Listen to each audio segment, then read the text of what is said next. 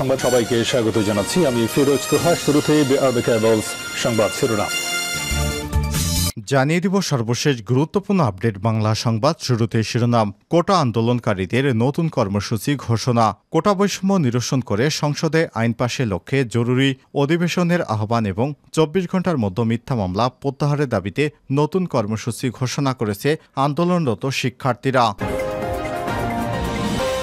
এরপর জানিয়ে দিব কোটা আন্দোলন সফল হলে গণতন্ত্রের জন্য লড়াই হবে, বললেন বিএনপি চেয়ারপারসনের উপদেষ্টা মেজর জেনারেল অবসরপ্রাপ্ত হাফিজউদ্দিন আহমেদ বীর বিক্রম। এদিকে সরকার কোটার মাধ্যমে দলীয় কর্মী নিয়োগ করতে চায় বলে অভিযোগ করেছেন বাংলাদেশ জামাত ইসলামের সেক্রেটারি জেনারেল অধ্যাপক মিয়া গোলাম পরোয়ার। এদিকে বাংলাদেশ অনিশ্চয়তার দিকে ছুটে চলেছে, অভিযোগ করলেন বিএনপির জাতীয় স্থায়ী কমিটির সদস্য বেগম সেলিমা রহমান। জানিয়ে দিব সীমান্ত নিরাপত্তায় সংসদকে 4 পরামর্শ দিল হাইকোর্ট। বাংলাদেশের সীমান্ত নিরাপত্তা কার্যকরভাবে রক্ষা, অন্তরাষ্ট্র সীমান্ত অপরাধ শূন্যের কোটায় নামিয়ে আনা এবং জাতীয় রাজস্ব আয় ফাঁকি প্রতিরোধ করতে হলে সীমান্ত রেখা থেকে বাংলাদেশের অভ্যন্তরে 10 মাইল বিজিবির সম্পত্তি ঘোষণা করা, সীমান্ত রেখা থেকে 8 কিলোমিটার জমি সম্পূর্ণ ফাঁকা এবং সমান রাখাসহ সংসদকে 4 পরামর্শ দিয়েছে হাইকোর্ট। এবং সর্বশেষ জানিয়ে দিব ইউরোপকে সরাসরি হুমকি দিলেন সৌদির যুবরাজ। আঞ্চলিক রাজনীতিতে মধ্যপ্রাচ্যে পশ্চিমাদের সবচেয়ে বড় খুঁটি সৌদি আরব, কিন্তু যুবরাজ মোহাম্মদ বিন সালমান সৌদি আরবের ক্ষমতার দৃশ্যপটে আসার পর থেকে পশ্চিমাদের সেই আস্থা নড়বড়ে হয়ে পড়েছে। রিয়াদকে এড়িয়ে মধ্যপ্রাচ্যে খবরদারি প্রতিষ্ঠা সম্ভব নয়, তাই বিকল্প কোনো শক্তির উত্থান হওয়ার আগ পর্যন্ত রিয়াদের বিকল্প নেই পশ্চিমাদের হাতে। প্রিয় দর্শক, এতক্ষণ শুনছিলেন সংবাদ শিরোনাম, এবারে বিস্তারিত। তবে তার আগে বন্ধুরা অনুরোধ থাকবে এই সংবাদটি সম্পর্কে আপনার মূল্যবান মতামত কমেন্ট করে জানিয়ে দিন। আর বন্ধুরা, এই সংবাদটিতে একটি লাইক দিয়ে আমাদের সঙ্গেই থাকুন। আর আপনি যদি আমাদের চ্যানেলে নতুন হয়ে থাকেন বন্ধুরা, ভিডিওটি দেখতে দেখতে চ্যানেলটি সাবস্ক্রাইব করে রাখুন। কমেন্ট করে জানিয়ে দিন আপনি কোন স্থান থেকে আমাদের সংবাদটি দেখছেন এবং শুনছেন। আর বন্ধুরা, এই সংবাদটি আপনার ফেসবুক সোশ্যাল মিডিয়ায় শেয়ার করে বন্ধুদের মাঝে ছড়িয়ে দিন। কোটা আন্দোলনকারীদের নতুন কর্মসূচি ঘোষণা। কোটা বৈষম্য নিরসন করে সংসদে আইন পাশের লক্ষ্যে জরুরি অধিবেশন আহ্বান এবং 24 ঘণ্টার মধ্যে মিথ্যা মামলা প্রত্যাহারের দাবিতে নতুন কর্মসূচি ঘোষণা করেছেন আন্দোলনকারী শিক্ষার্থীরা। আগামীকাল রোববার 14 জুলাই সকাল 11টায় বঙ্গভবন অভিমুখে গণপদযাত্রা এবং মহামান্য রাষ্ট্রপতি বরাবর স্মারকলিপি প্রদান করবেন শিক্ষার্থীরা। এছাড়াও অন্যান্য শিক্ষা প্রতিষ্ঠান নিজ নিজ জেলা প্রশাসক কার্যালয় অভিমুখে পদযাত্রা নিয়ে একই দাবিতে জেলা প্রশাসকের মাধ্যমে মহামান্য রাষ্ট্রপতি বরাবর স্মারকলিপি প্রদান করবেন। গত 11 জুলাই শাহবাগ মোড়ে পুলিশের সঙ্গে ধাক্কাধাক্কিতে জড়ায় আন্দোলনকারীরা, এমনকি ব্যারিকেড ভেঙে খানিকটা সামনে অগ্রসর হয় এবং জলকামানের উপর উঠে উল্লাসও করেছেন অনেকেই। এই ঘটনায় শিক্ষার্থীদের বিরুদ্ধে মামলা করা হয়েছে। পুলিশের যানবাহন ভাঙচুর অর্থাৎ সরকারি সম্পত্তির ক্ষয়ক্ষতি, পুলিশের সদস্যদের উপর হামলা এবং মারধরের অভিযোগ তুলে শুক্রবার 12 জুলাই রাতে রাজারবাগ পুলিশ লাইন্সের পরিবহন বিভাগের গাড়ি চালক খলিলুর রহমান বাদী হয়ে রাজধানীর শাহবাগ থানায় এই মামলা করেছেন। মামলায় আসামি হিসেবে অজ্ঞাত পরিচয় অনেক শিক্ষার্থী নাম উল্লেখ করা হয়েছে। মামলার এজাহারে উল্লেখ করা হয়েছে গত 11 জুলাই কোটা বৈষম্য বিরোধী ছাত্র আন্দোলনের পূর্ব ঘোষিত আন্দোলনের কর্মসূচি ছিল। সে অনুযায়ী ঢাকা বিশ্ববিদ্যালয়ের কেন্দ্রীয় গ্রন্থাগারের সামনে অজ্ঞাত পরিচয় ছাত্ররা জড়ো হয়ে বিভিন্ন হলের সামনে দিয়ে প্রদক্ষিণ করে বিকেল 4টার সময় স্লোগান দিতে দিতে শাহবাগ মোড়ের দিকে অগ্রসর হতে থাকেন। এক পর্যায়ে আন্দোলনকারীরা শাহবাগ মোড় অতিক্রম করে বেআইনি জনতার আবদ্ধ হয়ে দাঙ্গা সৃষ্টি করে সরকারি দায়িত্ব পালনে বাধা সৃষ্টি করেন। তারা শাহবাগ মোড়ে পুলিশের ব্যারিকেড ভেঙে ফেলেন এবং পুলিশের সঙ্গে ধাক্কাধাক্কি শুরু করেন। এ সময় কর্তব্যরত পুলিশ সদস্যদের মারধর করে সাধারণ জখম করেন। পরে তারা হোটেল ইন্টারকন্টিনেন্টালের দিকে অগ্রসর হতে থাকলে পুলিশের সিনিয়র কর্মকর্তারা ছাত্রদের বুঝে শুনে পুনরায় শাহবাগ মোড়ে ফিরে আনতে হয়।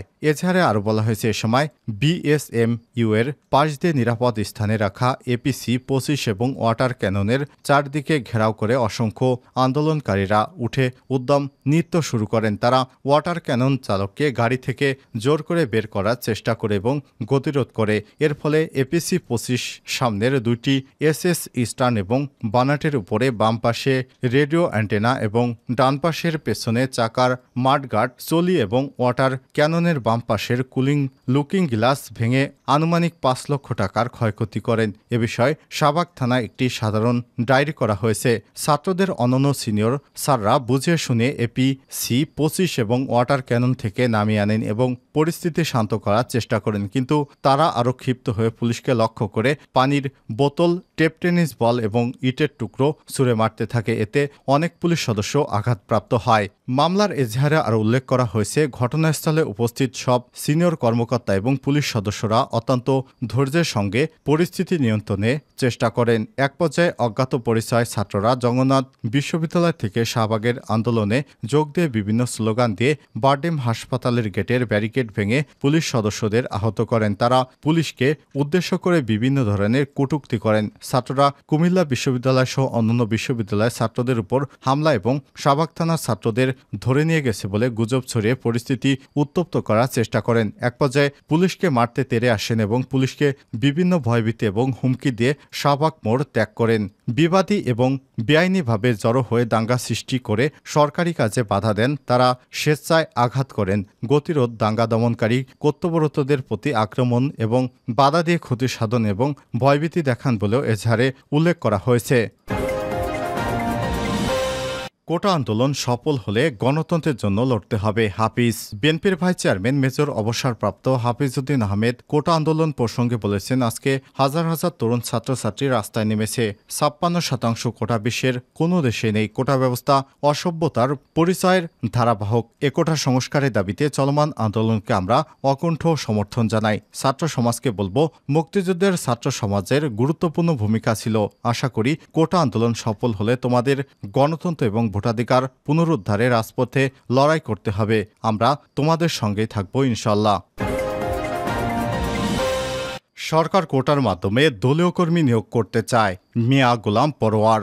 বাংলাদেশ জামাত ইসলামের সেক্রেটারি জেনারেল এবং সাবেক এমপি অধ্যাপক মিয়া গোলাম পরোয়ার বলেছেন, আওয়ামী লীগ সরকার উন্নয়নের জিকির তুলে এদেশের মানুষের বাক স্বাধীনতাকে হরণ করেছে, জনগণের ভোট এবং ভাতের অধিকারকে কেড়ে নিয়েছে। তিনি বলেন, আজ দেশের শিক্ষা ব্যবস্থা থেকে ইসলাম এবং নৈতিকতাকে সরিয়ে দিয়ে এদেশের ছাত্র সমাজ এবং তরুণ প্রজন্মকে ধ্বংস করে দিচ্ছে।